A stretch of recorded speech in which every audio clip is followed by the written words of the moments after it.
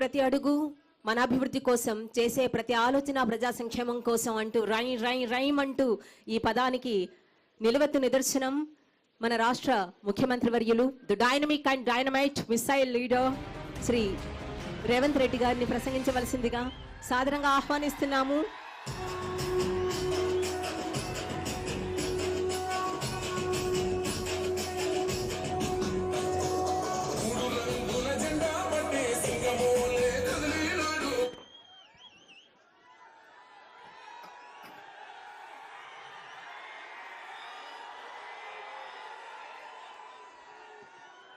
మిత్రులారా,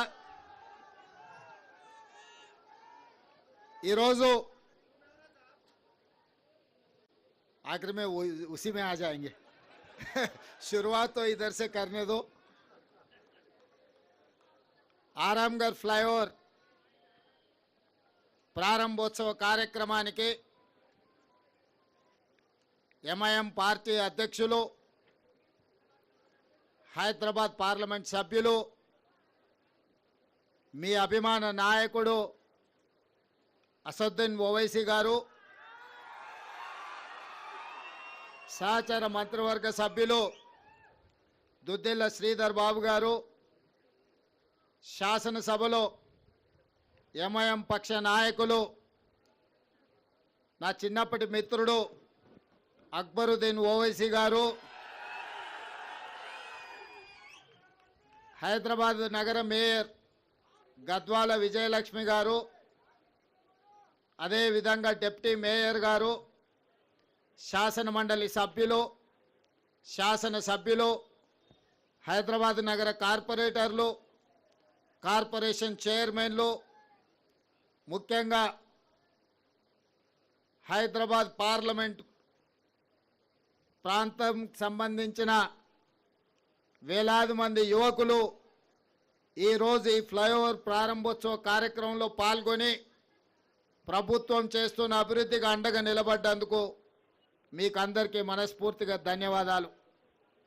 మిత్రులారా, 2005 నుంచి 2009 లోపల ఆనాడు డాక్టర్ వైఎస్ రాజశేఖర రెడ్డి గారు ముఖ్యమంత్రి ఉన్నప్పుడు 11.5 కిలోమీటర్ల మొత్తం ఉమ్మడి రాష్ట్రంలోని అతిపెద్ద ఫ్లైఓవర్ పివి నరసింహారావు గారి ఫ్లైఓవర్ ఆనాడు మనం నిర్మించుకోవడం జరిగింది. మళ్ళీ ఈరోజు కాంగ్రెస్ పార్టీ అధికారంలోకి వచ్చిన తర్వాతనే 4 కిలోమీటర్లు పైగా రెండవ అతి పొడవైన ఫ్లైఓవర్ ఈరోజు జూ పార్క్ దగ్గర ఆరాంగర్ ఫ్లైఓవర్ని మనం నిర్మించుకొని మనకు మనమే పోటీ అని ఈరోజు నిరూపించుకోవడం జరిగింది. ఇవాళ హైదరాబాదు నగర అభివృద్ధి మన తెలంగాణ అభివృద్ధి. ఈ హైదరాబాదు నగర అభివృద్ధి కోసం మన ప్రభుత్వం వచ్చినప్పటి నుండి ప్రణాళికలు చేసి, ప్రణాళికలలో భాగంగా రోడ్ల విస్తరణ, మెట్రో రైల్ నిర్మాణం, తాగునీటి సమస్యల పరిష్కారం, అదేవిధంగా శాంతి భద్రతల పరిరక్షణ, నిరుద్యోగ యువకులకు ఉద్యోగ ఉపాధి అవకాశాల కార్యక్రమాలన్నిటిని కూడా తీసుకొని ఒకటొక్కటిగా పరిష్కరించుకుంటూ ప్రజాప్రతినిధుల చేత చర్చ చేస్తూ ఈ సమస్యలను అన్నిటిని కూడా పరిష్కరించుకున్నాం. ఈరోజు ఈ ఫ్లైఓవర్ ప్రారంభోత్సవమే కాదు, చాంద్రాయణగుట్ట నియోజకవర్గానికి సంబంధించి సివరేజ్ ప్లాంట్స్ కోసం కూడా వందలాది కోట్ల రూపాయల నిధులు అక్బరుద్దీన్ ఓవైసీ గారు అడిగితే వాటి ప్రారంభోత్సవ కార్యక్రమాలను కూడా ఈరోజు మనము మొదలు పెట్టుకున్నాం.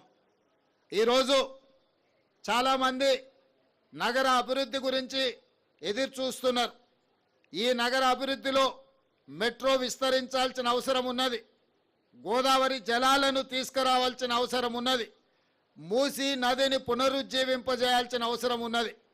ఆనాడు నిజాం సర్కార్ 1908లో వరదలు వచ్చినప్పుడు హైదరాబాదు నగరంలో వేలాది మంది చనిపోయినప్పుడు ఆ రోజు మోక్షగుండం విశ్వేశ్వరయ్యను ఒక ఆర్కిటెక్టుగా, ఇంజనీర్గా నియమించి ఉస్మాన్ సాగర్, హిమాయత్ సాగర్ను నిర్మించడమే కాకుండా వకారాబాద్ నుంచి వచ్చే మూసా, ఈసా నదుల యొక్క వరదల్ని నియంత్రించి హైదరాబాద్ నగరానికి తాగునీటి సమస్యను పరిష్కరించడమే కాకుండా ఈ హైదరాబాద్ సిటీని లేక్ సిటీగా, లేక్స్ అండ్ రాక్ సిటీగా ప్రపంచంలోనే ఒక గొప్ప పేరు నిజాం సర్కార్ ఆనాడు హైదరాబాద్ నగరానికి తీసుకొచ్చిండు. ఇవాళ ఆనాడు నిజాం చేసిన అభివృద్ధిని పరిరక్షించుకుంటే ప్రపంచ చిత్రపటంలో హైదరాబాదు నగరంతో పోటీ పడే నగరమే లేదు. కానీ కాలక్రమేణా కబ్జాదారులు లేదా ఆక్రమించుకోవడం వల్ల హైదరాబాదు నగరం యొక్క సుందరీకరణ దెబ్బతింటున్నది. ఈరోజు హైదరాబాదు నగరంలో చిన్న వర్షం వచ్చినా వరదలు వస్తున్నాయి, ట్రాఫిక్ జామ్లు అవుతున్నాయి. వీటన్నిటిని కూడా పరిష్కరించుకోవాలన్న ఆలోచనతోనే ఈరోజు మన ప్రభుత్వం ముందుకు వెళ్తుంది. भाई बहनों, जो मंच पे बैठे हुए हमारे एमआईएम पार्टी के अध्यक्ष असदुद्दीन ओवैसी साहब, हमारे बचपन के दोस्त, आप लोगों को कितना पता है या नहीं मुझे पता नहीं, 35 साल पहले जब हिमायत नगर में हम अकबरुद्दीन साहब ने जब कॉलेज को जाते वक्त हम लोग सब मिलते थे, मेरा बचपन का दोस्त है उन्होंने। आज सलार साहब ने जो वादा किया था आप लोगों से जोड़कर ये शहर तरक्की करने के लिए सलार साहब ने जो कोशिश किया, उनके वादों पे आज असदुद्दीन ओवैसी साहब, अकबरुद्दीन ओवैसी साहब ये हैदराबाद तरक्की के लिए जितना मेहनत कर रहे हैं, पूरा दिल लगा के हैदराबाद शहर को आगे ले जाने के लिए कोशिश कर रहा है।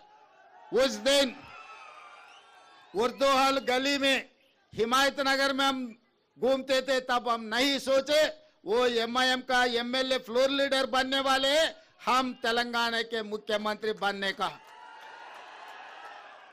मगर आज के तारीख में उनको बैरिस्टर असदुद्दीन ओवैसी साहब को मुझे ये हैदराबाद शहर को बचाने का, ये हैदराबाद शहर को आगे ले जाने का जिम्मेदारी मिले। आज राजनीति कुछ नहीं, चुनाव हो गए, राजनीति खत्म हो गए। आज हैदराबाद तरक्की के लिए हम लोग दोनों मिलकर एमआईएम पार्टी के साथ कांग्रेस पार्टी जोड़कर हैदराबाद शहर को तरक्की करने के लिए हम लोग कोशिश करेंगे। जिस दिन चुनाव आएंगे उस दिन हम लोग राजनीति करेंगे, मगर एक बार चुनाव खत्म होने के बाद कब सोचे नहीं। आज मैं एक बात जिम्मेदारी से कहना चाहता हूं। आज सवेरे 12 बजे मेरा बात हुई नरेंद्र मोदी जी से। चरलपल्ली टर्मिनल स्टेशन का इनाग्रेशन था, जो में प्रधानमंत्री जी आए थे, तो मैं प्रधानमंत्री जी से गुजारिश किए, हमारा मेट्रो रेल जिस दिन कांग्रेस सरकार ने बनाया, हिंदुस्तान में दूसरे मेट्रो रेल था, मगर तेलंगाना बनने के बाद 10 साल पिछले सरकार ने कुछ कोशिश नहीं किए। आज 9th प्लेस में हम लोग आ गए। छोटे छोटे शहर भी हैदराबाद मेट्रो से भी बड़ा बड़ा हो गए। मैं वो बात याद दिलाया मोदी जी को, मोदी जी आप प्रधानमंत्री बनकर 11 साल हो गए, मगर हमारे हैदराबाद में 1 किलोमीटर का भी मेट्रो रेल नहीं बनाया, जो खासकर गौलीगुड़ा, फलकनामा, चंद्रायन गुट्टा तक 7.5 किलोमीटर जो मेट्रो का था, एक कदम भी, एक ईंट भी नहीं लगाया। इसीलिए हम फेज 2 हैदराबाद मेट्रो के लिए केंद्र सरकार को हमारा रिप्रेजेंटेशन दिया हुआ है, आप कैबिनेट में मंजूर करो, क्योंकि दिल्ली के बाद दिल्ली के साथ साथ हैदराबाद शहर है, इसीलिए हैदराबाद शहर में मेट्रो का एक्सपेंशन करने का जिम्मेदारी तेलंगाना सरकार ने लिया। इनका जो भी परमिशन है केंद्र सरकार में है। मैं ये नहीं सोचा वो भारतीय जनता पार्टी का और मैं कांग्रेस का, ऐसा सोचे तो काम नहीं होने वाले हैं। जब काम लेना है तो बराबर हिस्सा मांग के लेंगे, वो हिस्सा हमारे हैं, हमारे हिस्सा हम लेकर रहेंगे। इसीलिए मैं मोदी जी से कहा, आप हमारे मेट्रो का परमिशन तुरंत दे दो। उसके अलावा मैं मोदी जी से पूछा, हमारे मूसी का भी आपके ने पेंडिंग है। आउटर रिंग रोड के साथ साथ आज हम लोग रीजनल रिंग रोड बना रहे, 370 किलोमीटर का रीजनल रिंग रोड हम बना रहे। वो रीजनल रिंग रोड आए तो तेलंगाना में इतना इन्वेस्टमेंट्स आ जाएंगे, तेलंगाना एकदम तरक्की आगे जाने वाले। जैसा दिल्ली, गुड़गांव, हरियाणा है, वो दो मिलाए तो हैदराबाद शहर के सामने, तेलंगाना के सामने छोटे हो जाएंगे। इसीलिए आज ये जो तेलंगाना युवता को जो बेरोजगार है, जिसको नौकरी नहीं है, सबको नौकरी मिलना है, सब तरक्की करना है तो रीजनल रिंग रोड भी बनाना है। रीजनल रिंग रोड के साथ रीजनल रिंग रेल भी हम मांगा था नरेंद्र मोदी जी से। इनके साथ साथ वकाराबाद, कड़ंगल और कृष्णा रेलवे लाइन भी हम मांगे थे कि क्योंकि आज मेट्रो, आज रेलवे का जो इनाग्रेशन हुआ चरलापल्ली के बहुत सालों से वो पेंडिंग पड़ा हुआ था। मैं जब एमपी था तब भी पार्लियामेंट में मैं आवाज उठाए तो काम नहीं हो रहा था। मैं मुख्यमंत्री बनने के बाद उसका जो जो जरूरत है, लैंड एक्विजिशन का काम था, सब कुछ क्लियर कर दे के आज चरलापल्ली रेलवे स्टेशन एक बड़ा रेलवे स्टेशन हम बना लिए। तो इसीलिए अगर हैदराबाद और तेलंगाना राज्य का तरक्की के लिए मोदी जी से लड़ना है तो मोदी जी से लड़ूंगा। असदुद्दीन ओवैसी साहब से मिलना है तो असदुद्दीन ओवैसी साहब से मिलकर हैदराबाद शहर को तरक्की करने में मैं कोशिश करूंगा। और अभी मेरे सामने बहुत सारे बड़े साहब, छोटे साहब दोनों ने एक बड़ा चिट्ठी बनाए। ये बड़ा चिट्ठी याद रखना मुश्किल है क्योंकि मैं पंडित नहीं है। हमारे पंडित जी आ गए, हमारा पंडित जी पूरा लिख लिए।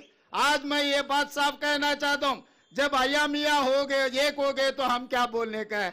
अय्या मियाँ तो बोल दिए, अय्या तो लिख लिए।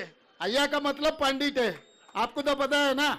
तो इसीलिए असद साहब ने बोल दिए, श्रीधर बाबू जी ने लिख लिए।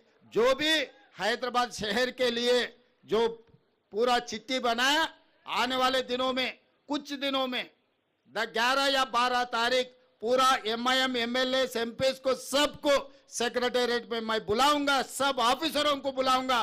क्योंकि आज यहाँ पर खाली म्युनिसिपल कॉर्पोरेशन के अधिकारी है, चीफ सेक्रेटरी, रेवेन्यू डिपार्टमेंट के अधिकारी लोग नहीं है। मैं 11 तारीख या नहीं तो 12 तारीख सेक्रेटेरिएट में मैं पूरा MIM पार्टी नेता लोगों को, MP साहब और MLA लोगों को, सबको, MLC लोगों को बुला के, ऑफिसरों को बिठा के हैदराबाद शहर के लिए क्या काम करना है, पैसे के लिए कोई सोचने का जरूरी नहीं है।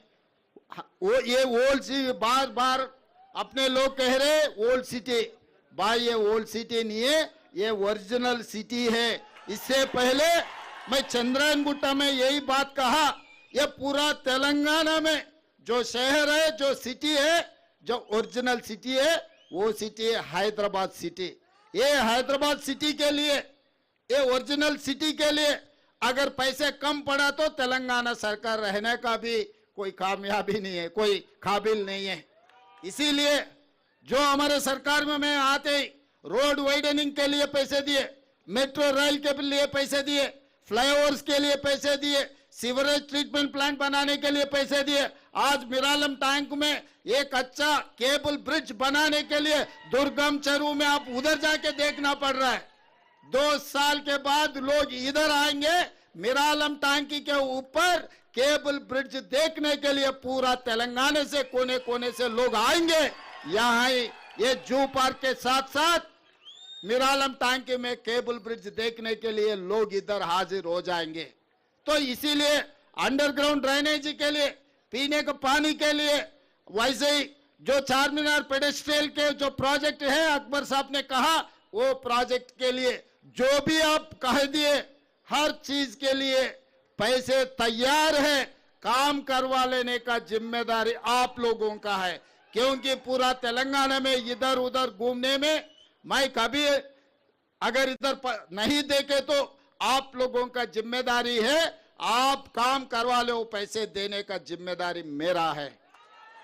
क्योंकि ये हैदराबाद शहर से मेरा ज्यादा प्यार है। मेरा गांव यहीं से चंद्रायन गुट्टा बारका से निकले तो मेरा गांव आएंगे। बचपन से मैं इधर ही से आ रहा हूं, जा रहा हूं।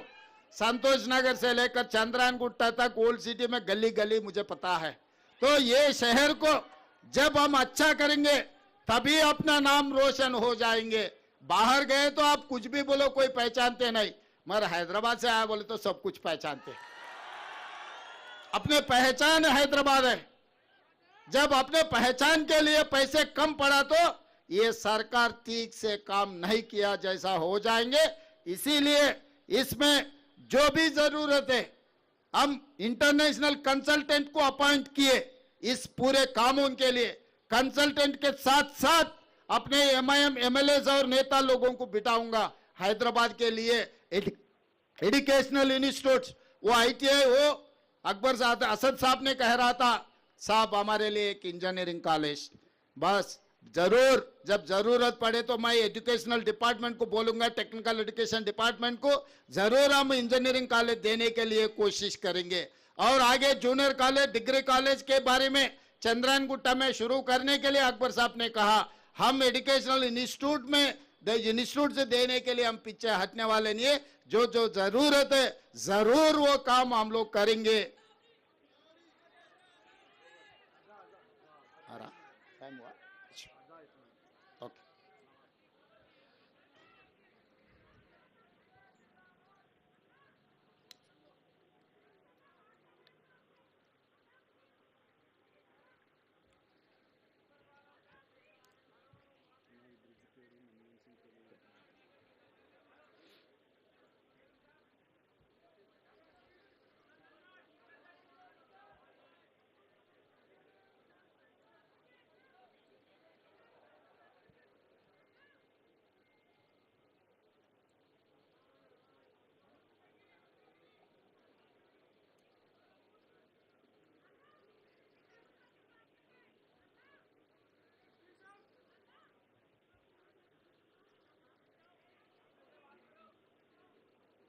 बात कर सकते?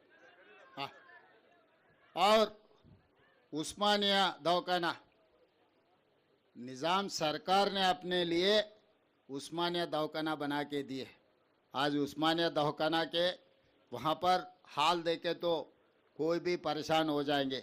इसीलिए असदुद्दीन ओवैसी साहब ने जो कहा, आने वाले एक हफ्ता में जो गोशामहल स्टेडियम में जो है उस्मानिया अस्पताल का हम लोग फाउंडेशन स्टोन डालेंगे, तुरंत उस्मानिया हॉस्पिटल बनाने का जिम्मेदारी भी तेलंगाना सरकार ने उठाएंगे। और जो भी जितने भी बोले हम अधिकारियों को भी बोल दिए लिखने के लिए। और आगे 11 तारीख या 12 तारीख में सेक्रेटेरिएट में बुला के साहब लोग ने जो जो कहा हैदराबाद शहर के लिए सब कुछ मंजूर करवा देंगे। और आखिरी में एक ही बात, जो फ्लाईओवर है एयरपोर्ट को जाने के लिए, वो फ्लाईओवर का नाम पीवी नरसिंह राव का फ्लाईओवर है। ये भी फ्लाईओवर सीधा एयरपोर्ट को जा रहे। परसों जो शहीद हुए जो डॉक्टर मनमोहन सिंह जी का नाम ये फ्लाईओवर के लिए हम रख देंगे, क्योंकि जब पीवी नरसिंह राव जी प्रधानमंत्री थे, डॉक्टर मनमोहन सिंह ने फाइनेंस मिनिस्टर थे। देश के लिए 10 साल प्रधानमंत्री, इतना काम किए मनमोहन सिंह जी, उनका नाम याद रखना अपनी जिम्मेदारी है। अपना राज्य जो बनाए, तेलंगाना राज्य ने जो बनाए, वो डॉक्टर मनमोहन सिंह जी ने। इसीलिए अपना ओरिजिनल सिटी में मनमोहन सिंह जी का याददाश्त रहना। इसीलिए ये फ्लाईओवर को मैं असदुद्दीन ओवैसी साहब और श्रीधर बाबू जी से गुजारिश करता हूँ, ये आप लोग मान लेना, ये इधर ये जो फ्लाईओवर को डॉक्टर मनमोहन सिंह जी का नाम रखेंगे, क्योंकि वो देश का नाम पूरा दुनिया में आगे लेकर गए। उनके नाम याद रखना, क्योंकि मैं फाइनेंशियल डिस्ट्रिक्ट में उनका स्टैच्यू लगा रहा हूं। फिर बाद में बोलेंगे असद साहब ने साहब नया शहर में उनका पुतली लगाया, ओल्ड सिटी में कुछ दिया ही नहीं। इसीलिए ओल्ड सिटी में उनका नाम दे रहा हूं। ये यहाँ जो फ्लाईओवर है मनमोहन सिंह जी का नाम रखेंगे। हमारे म्युनिसिपल ऑफिसरों को भी मैं आदेश दे रहा हूं ये मंच से, ये फ्लाईओवर का नाम डॉक्टर मनमोहन सिंह जी फ्लाईओवर, इसका नाम तय कर दो। और आगे जो करना है, मैं और एक बार कहना चाहता हूं, मैं किसी से मिला, किसी से अगर बात किए तो तेलंगाना राज्य तरक्की के लिए मैं मिलूंगा। तेलंगाना राज्य तरक्की के लिए मैं सबसे मिलकर आगे जाऊंगा। जब जरूरत पड़े, जो लड़ना है तो हर कोई भी हो सामने वाले तेलंगाना के लिए मैं लड़ूंगा। तो इसमें कोई कॉम्प्रोमाइज नहीं है। आज जो डेवलपमेंट में हमारे साथ एमआईएम पार्टी हमारे साथ में है, ये डेवलपमेंट के लिए हम लोग दोनों मिलकर भाई जैसा मिलकर हम लोग डेवलपमेंट कर देंगे। हैदराबाद शहर को इतने दिनों से जो नुकसान पहुंचा है वो नुकसान को अभी भर्ती करने का, वो रिपेयर करने का और आगे ले जाने का जिम्मेदारी मैं लूंगा। जो भी आपके तरफ से गुजारिश है, आपके तरफ से दरखास्त है, सब दरखास्त को मैं मंजूर करता हूं। मेरा जिम्मेदारी है ये हैदराबाद, क्योंकि मेट्रो रेल पहले बाहर से बाहर जा रहा था, गच्चीबौली से लेकर आउटर रिंग रोड से लेकर उधर से उधर जा रहे थे। तो आज हम लोग ओल्ड सिटी से, ओरिजिनल सिटी से मेट्रो रेल डाल रहे हैं।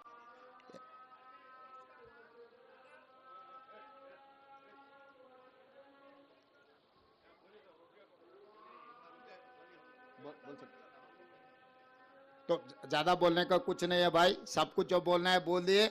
हम ओल्ड सिटी ये यहाँ पर डेवलपमेंट के लिए सब कुछ करूँगा। जितने भी बेरोजगार और मूसी रिवर डेवलपमेंट फॉर, इसमें भी आप लोगों का साथ जरूरी है। हम अच्छा कर देंगे, सबके लिए नौकरी मिलने वाले, हैदराबाद को आगे हम लेकर जाएंगे, तेलंगाना तरक्की करेंगे। मैं इस मौके पे सबको शुक्रिया अदा करते हुए मैं यहाँ मेरा भाषण खत्म करता हूँ। धन्यवाद मित्रों।